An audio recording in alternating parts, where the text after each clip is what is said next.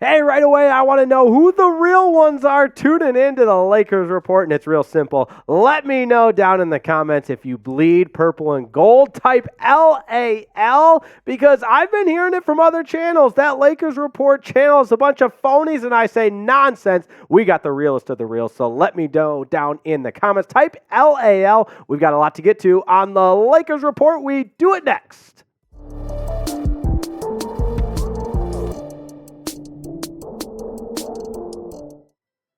And welcome into the Lakers Report. Happy to be with you. My name is Jake Riepma. Lots to get to today, and very appropriate that there are some new Kyrie rumors out there, and even a look back into some moves that Kyrie Irving did in the postseason last year, and how appropriate as the Lakers get set to host the Dallas Mavericks. So we'll dive into that. And oh yes, it is that time of the year where just because something was true a couple days ago doesn't mean there's not new information out there. And with the Dejounte Murray sweepstakes, that's exactly what we've got for you. So a little bit of new information there. We'll give you the Murray latest as we continue to get closer and closer to the NBA trade deadline. And lastly, we'll round it out with Anthony Davis's take on that new starting lineup that hopefully will continue to yield success for Darvin Ham and company. But we begin with Kyrie Irving. That's right. He was in the news earlier this week for what a lot of people believe was quite the effort to try to persuade or convince LeBron that a reunion was in store. Take a look at this from a piece by Ramona Shelburne of ESPN talking about Kyrie Irving. He lives in Los Angeles in the offseason, and so referring back to the offseason, he had an open calendar after the Mavericks failed to make the playoffs, but he was also about to become a free agent. And according to sources close to him, Irving had a strong interest in reuniting with LeBron James, the man he'd won an NBA championship with as a Cavalier back in 2016, either in Los Angeles or Dallas.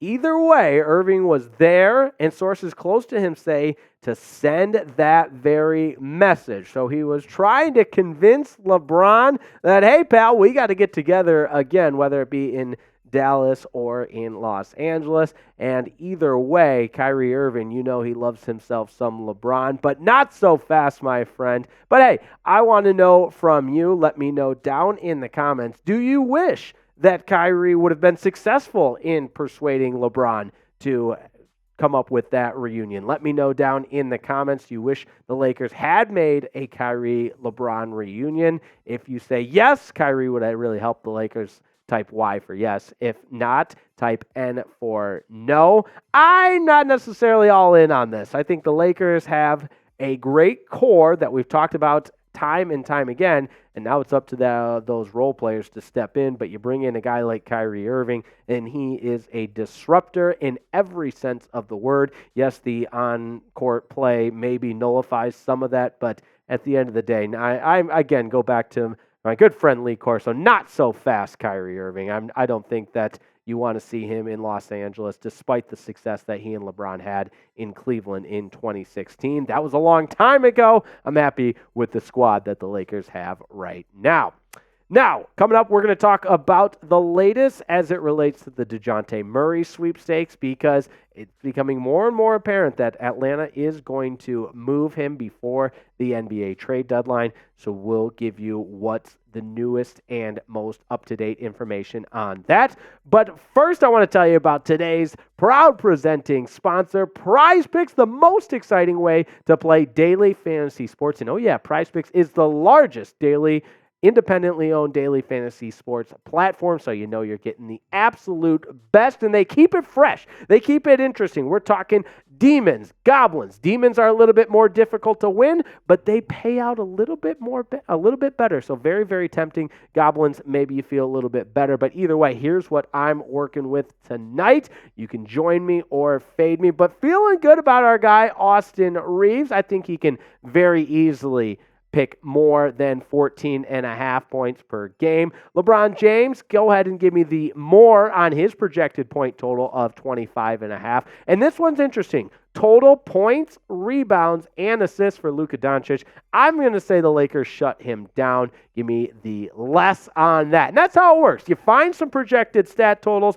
you pick more or less, and like I mentioned, there's lots of different creative ways to have a good time on the Prize Picks. Find out for yourself at prizepicks.com/CLNS. And oh yeah, you can do a power play, meaning you got to get all three correct or all of your entries correct, or a flex play if you want to get 2 out of the 3 correct. Obviously, the flex play doesn't pay out quite as well. But anyways, get to prizepicks.com/CLNS. That's where we've got up to a $100 deposit match waiting for you. It's prizepicks.com/CLNS. And because we love you and we care about you, we'll put that link right in the comment and description of today's video. It's prizepicks.com/CLNS. Now, given the current status of Dejounte Murray from the Atlanta Hawks and the current landscape of the NBA, teams are in, they're out. Either way, it's important to know who's doing what. And the latest is regarding the Miami Heat. And a lot of reports out there have gone on to say that Miami is reportedly not going to make an aggressive push for Dejounte Murray. So that's one more potential landing spot that it seems like you can kind of take off the list or eliminate from contention. And if you are of the belief that Dejounte Murray is who the Lakers should pursue at the trade deadline, this is good news. It's one less competitor, if you will. And as the competition maybe narrows in size, then perhaps you start to get a little bit more specific with what those trade offers might look like and what in return you'll have to give up. But as the Lakers continue in the trade deadline season, there are multiple reports that indicate the Lakers and Hawks have re-engaged in those trade conversations for Dejounte Murray. Now, take this from Dan Woke of the LA Times. Murray is a player who definitely, that's an important word right there, definitely has the Lakers' interest. And the Hawks certainly would ask for Austin Reaves initially in those talks. A lot of times, or I go back to a lot of reports that the Lakers don't want to part with Austin Reaves. So I think that part is important. And Woke goes on to say the Lakers, though, have shown interest in trading Reaves, have not shown interest or shown no interest in trading Reaves despite some defensive regression this season. And even if they did flip him for Murray, there's real skepticism that it would move the needle, a phrase you hear a lot when you talk to people about the Lakers and their deadline plans. All about moving that needle. So let's take a look at the comparison of these two. In some senses, they are right on par with one another. In other areas, obviously, Dejounte Murray, a little bit more prolific of a scorer, averaging nearly 21 points per game compared to Reaves' 15 points per game. Efficiency-wise, Reaves actually shoots a little bit better from the floor at 49% compared to Murray's 47%. From the long line, Dejounte Murray, very, very impressive, 38.6% compared to Austin Reaves' 34%. So any way you slice it, there's enough of a comparison to be made there that obviously Dejounte Murray is a little bit of an upgrade. And when you also factor in the contract component of all of this, that is also appealing for the Los Angeles Lakers because Murray is under contract for the next 4 seasons at a reasonable $114 million. So a lot of times in these big trades, obviously you see guys go in a contract year, they turn into a rental. That would not be the case with Murray. Maybe there would be a restructure of a contract that takes place there, but for now, he's certainly a bargain, which is part of what makes him so appealing for LA, and the Nets being another team that have been linked to conversations with the Atlanta Hawks for Dejounte Murray. But either way, I think it's pretty apparent that Murray will be on the move before the trade deadline. But I want you to put a number value to it. Give me a number, the percent chance that Dejounte Murray is a Laker before the end of the trade deadline. Let me know in the comments 1 through 100. If you think surefire, go ahead and print the Lakers jersey for him. It's a 100% done deal. Obviously, put 100 in the comments, or if you're not so sure, maybe it's closer to that 1 through 10 range. But either way, would love to hear from you. Now, I want to wrap it up with the Lakers going back to the early season starting 5.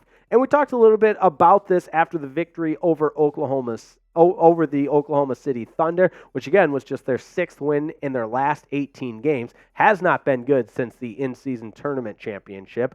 And you look at this starting lineup, there's been injuries that have derailed the Lakers and prevented them from working with this starting lineup. And there's also been a little bit of plug and play from Darvin Ham, but this was the original starting lineup with Russell at the point, Austin Reaves as the shooting guard, obviously LeBron James, and AD up front with Taurean Prince as the power forward, but make what you will of the positions. The point being, this rotation seemed to gel well against the Oklahoma City Thunder. And here's what Darvin Ham said post-game after the win. This is the lineup we started with this year and something that we feel comfortable with. We've had some chemistry together, and we like what we can do with this group. That's Darvin Ham on the starting lineup. And part of coaching in the National Basketball Association is obviously appealing to your star players, LeBron and AD, and Anthony Davis seems to be on board with it, and he had a great game against the Oklahoma City Thunder, finished with 27, 15, and 5 in that 112-105 win over the Thunder, and I think Davis is a vocal enough presence in the locker room that what he says, and I know what he says carries a lot of weight. So anytime he does get pretty transparent with his post-game comments, it's important to dive into exactly what the message is that he is sending. And here's what Anthony Davis had to say. The defense, I think, is most important, and we play off of that, whether it's in transition or playing through me, playing through Bron, AR, whoever. I think the defense is what's going to separate us and get us more wins than losses. And I happen to agree with AD. At this point in the regular season in the National Basketball Association, sometimes that term defense isn't so popular, but I think it's critical to the success of the Los Angeles Lakers. And even though it's not always the most popular thing, I do think that the defense will be what separates this team and will help them start stockpiling some wins in the critical component and critical juncture of the schedule. But let me know what you think in the comments. Do you think the offense or the defense are you more confident in? Let me know, what are you more confident in, type O for offense or D for defense? Let me know down in the comments. And I'm feeling pretty confident in the offensive abilities of this Lakers team, but I want to see that defense improve because, as Anthony Davis alluded to, that is so important to the success of this franchise. Want to thank everybody for tuning in to the Lakers Report. As always, you can subscribe to the channel at no cost. That's right. We bring you all this Lakers content with no cost to you. It's a bargain deal. Just go ahead and smash that subscribe button as we continue to grow, and cover the purple and gold from every single angle. Want to thank my producer, Sam Brown, on the ones and twos, helping make today's Lakers Report possible. All the best to everybody out there. Thanks so much for tuning in, and we'll see you next time on the Lakers Report.